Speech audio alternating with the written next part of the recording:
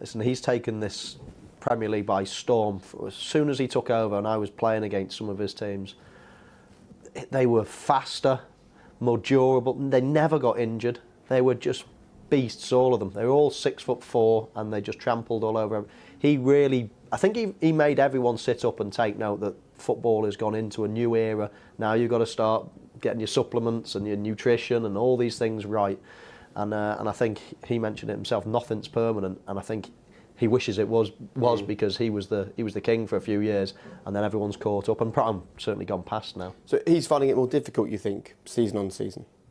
Well, I'd say so. I think there's probably been a slow decline since those glory days, 10, 15 seasons ago. Been a slow decline, and that's shown in results because it was always them fighting for the championship, yeah. And then it was always getting in the Champions League but not winning the championship for 10 years, and now, out of the Champions League and fighting to get back in. So it's, they've probably lost a place or two, every couple of seasons since those heady days.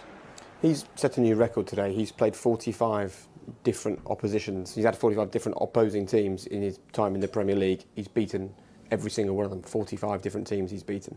Sir Alex Ferguson managed 44. Do we give him enough credit for what he's done in English football? Or is it only natural that we just move on and we look to the future and we just want success now? He has been unbelievable, and I think people do give him enough credit, and probably that credit may have kept him in a job for longer than possibly should have. Because a lot of people saying when they won the FA Cup maybe he should have gone. So I think people, when they talk about Arsene Wenger in glowing terms, and he was absolutely amazing, and I think one of the best managers you've ever seen.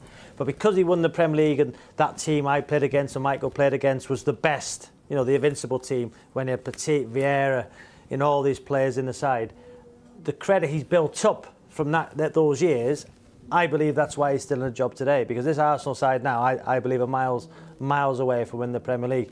Yeah. But all I can say is that when they lost Liverpool, he was sitting on the touchline with Steve Bolt, and he looked, he had his hands in his head.